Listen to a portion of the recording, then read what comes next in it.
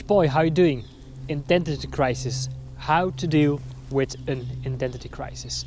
So if you think and if you believe that you are currently struggling with an identity crisis, then I want to congratulate you, because actually, to be really honest, I think the entire human race is currently struggling with an identity crisis, and most are not even aware of them because they are hiding behind what we have identified as, I don't know, successful or whatnot. But you are asking yourself, like, wait a minute, is this really me? So in this video we're going to discuss exactly what it means to go through an identity crisis, what is an identity crisis, and basically I've been through my own identity crisis since the last 20 years or so. And then of course what you can do about it. So with no further ado, let's dive straight in. So what exactly is an identity crisis? You know, what is the meaning of an identity crisis? You see, I speak about this all the time during my videos in my YouTube channel, and because we have like the identity is basically your self-image, okay? It's part of your ego. Now, in the personal development community, we say, you know, the ego is a bad thing. We need to, you know, we need to kill the ego. We need to, you know, we need to suppress it or whatnot. That's not really the case. It's the ego. It's part of your human experience, and it is indeed very important to understand this aspect of yourself, because without this aspect, you can't be a human being. All right. So it's just a part of who we are. But of course, you know, we pay a lot of attention to it because the ego comes with certain type of behaviors that are not always that beneficial for us. Sometimes they can be, but not always. So we need to become very aware of that. And also what we do on this YouTube channel is we explore other aspects of who we are. So currently you are asking yourself the question, so now I get in touch with this ego aspect of myself, and now you think and you feel, okay, so this is not really longer who I am, then who am I really? So that's a really big question, and congratulations, because most people don't ask themselves the question. They take everything for granted, and they are hiding behind their, you know, their labels, their identification that others in society have been putting onto them, and you know, they are hiding behind the walls or the mask behind success, material things, consumer products and stuff like that. So that's why I'm saying, like, the entire human race is going through an identity crisis, because that's why, you know, the society of consumerism and capitalism is doing so well. Kind of. Kind of. We slowly start to awake from certain type of things, and that's why we also have crises going on in the government, the politics, the financial system and that sort of things, because things are going to open up in our minds. So, the meaning of an identity crisis, what exactly do I mean with that? Here's the thing, you know, between your age of 0 and 7, you know, as a child, were basically, your mind was completely open, okay? And you were basically like in a dreaming state, okay? You were completely open, you were like in a hypnosis state, which is also called the theta state, the theta brainwave state. And that's why children, you know, they like to wander around in their imagination and in their creativity, and they can, you know, they can create a game, you know, they create all this, how can I explain that, you know, they have their fantasy stories based on sandcastles and whatnot. I think you can remember how that was like. That was going on between our age between 0 and 7.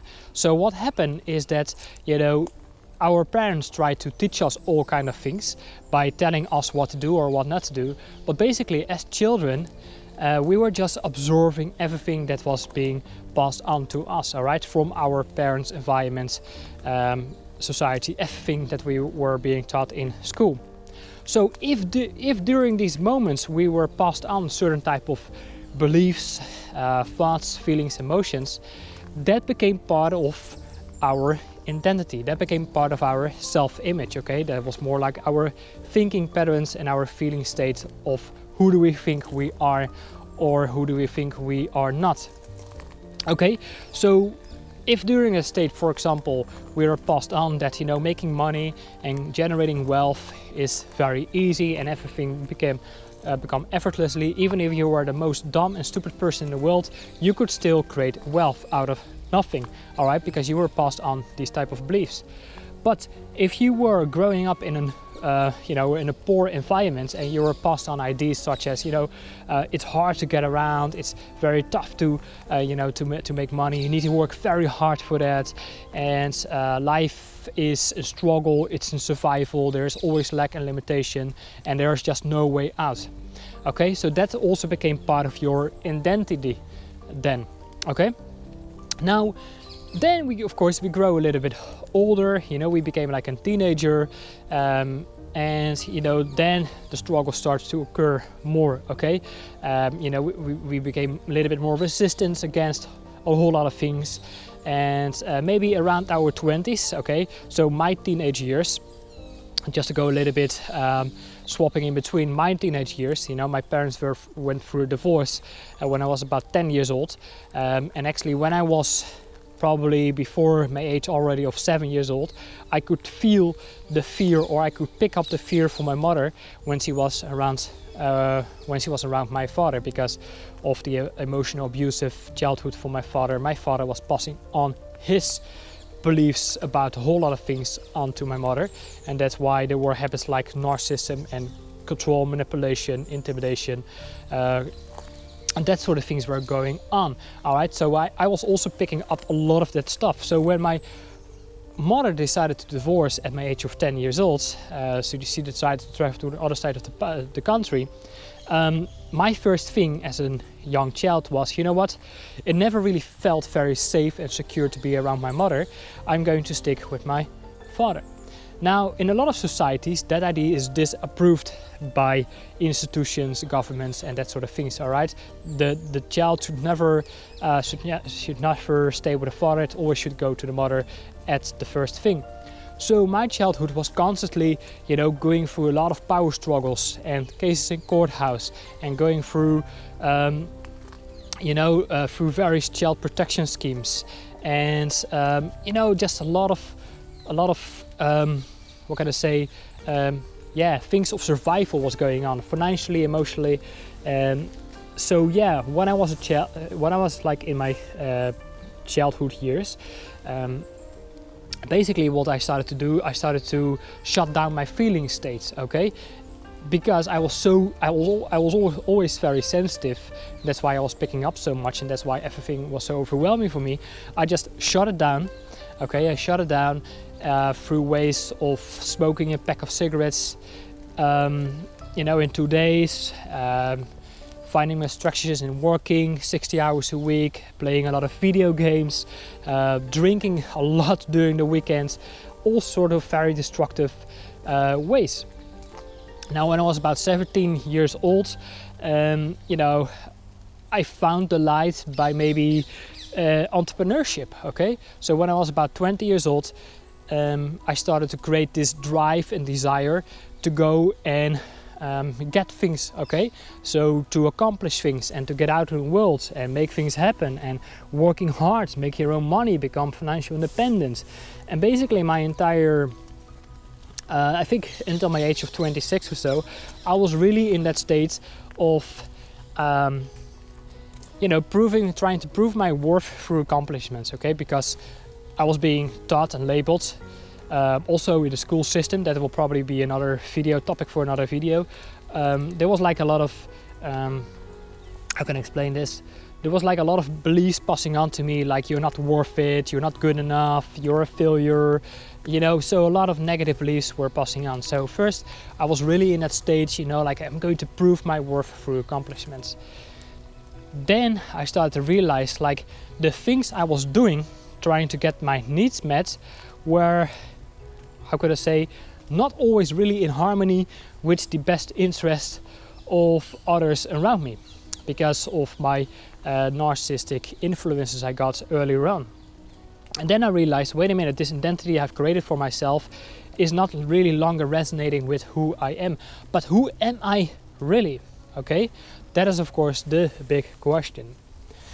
And that's probably also what you're going through right now. Now, I was so used to creating dramas because I was feeling always like so bored with everything so quickly, because I was so used to having a lot of dramas and a lot of stressful situations going on in my life, that even if things became a little bit quiet, I would find ways to create dramas in my life. And during my 20s that worked maybe okay for me. Actually, of course not, because it always created a lot of stress and anxieties and whatnot. But when I came in a relationship with the woman I still share my life with, in the beginning I still wanted to create these dramas, like, you know, struggling with authorities, with an employer, and jumping from one thing and another, and another job and another, because I was so like obsessed with, you know, I need to have freedom and independence and whatnot. But, you know, freedom is also very relative. But I thought I need material success and financial success.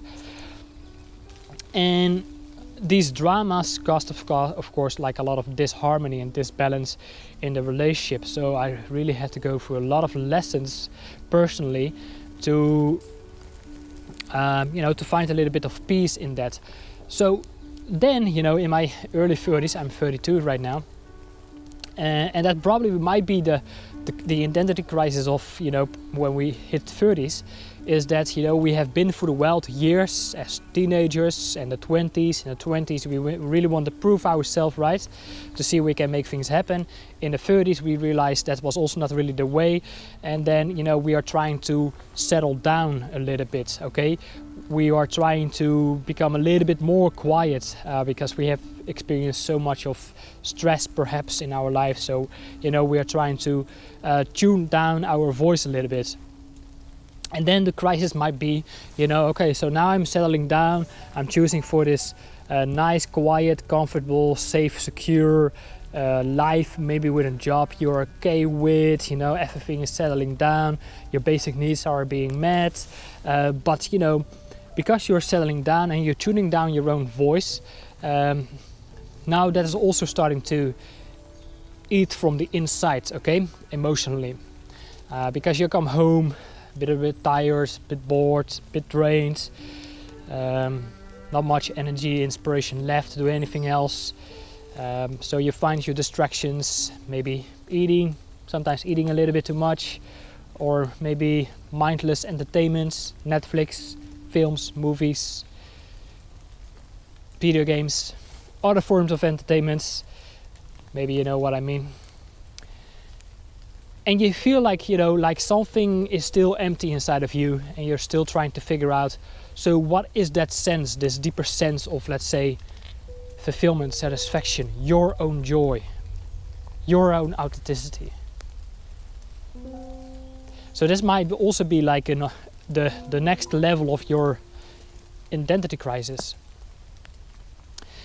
So the real thing about this whole idea of identity crisis is that our self-image, our ego, has created, again, like an image for ourselves in order to survive and to be accepted socially in our environment. And of course I don't have to explain you how our current environments look like, because of our ideas and common agreements regarding to consumerism and capitalism. So that's why we want to create an identity that will be socially accepted within these references of ideas that we have about doing well in this world. And then we figured that these ideas we have created for ourselves, it's not really resonating longer with who we really are. So who are we really? That's the big question. And what I highly suggest is also check out my video, The Ego versus the Intuition, because again, the ego it is primarily focused on making sure that you stay safe and secure, okay, within the references of what is socially accepted. So it does not really to get out of that thing and do things differently. And it is always, you know, looking back to everything you have experienced before, because it has collected ideas and thoughts and memories and feelings, emotions, images from your past. And what it does, the ego is actually disconnecting you from the present moment, because it's always projecting that, and then it expects something the same for you to coming up.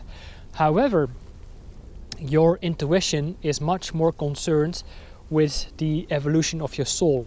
What really feels good for you?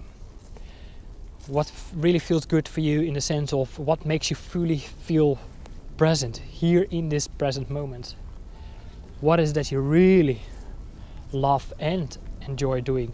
What is giving you this sense of satisfaction and fulfillment from just doing the thing, without any kind of condition or an expectations that you might get something back from your external world, something we are so obsessed with in this environment, in this world we live in.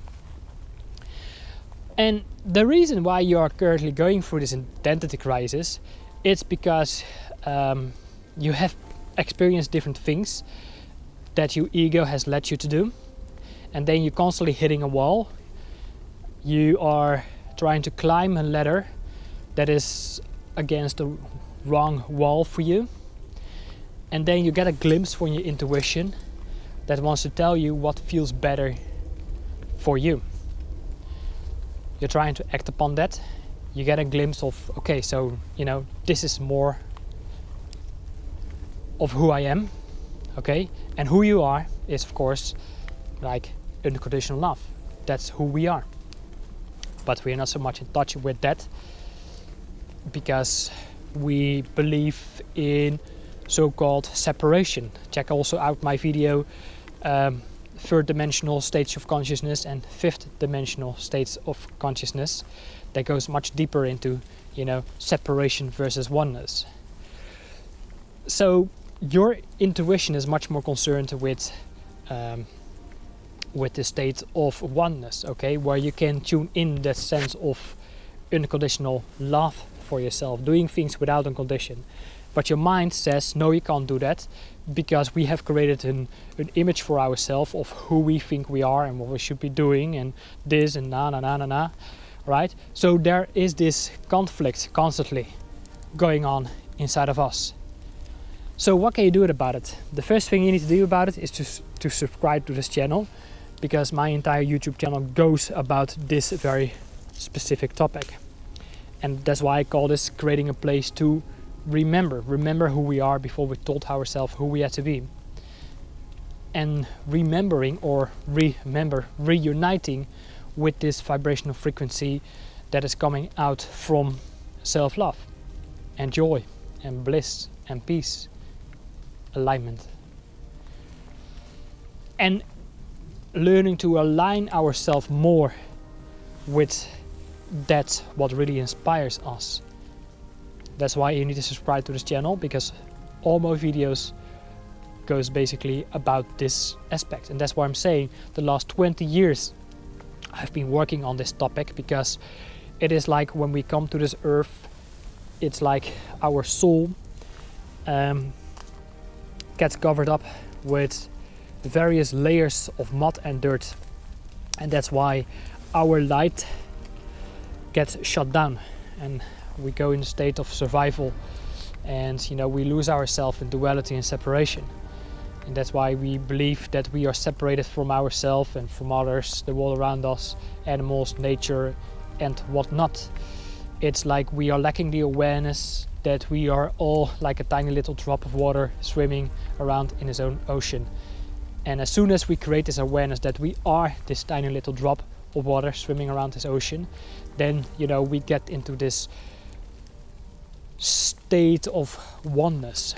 And that's really what humanity need right now, is to create that level of awareness.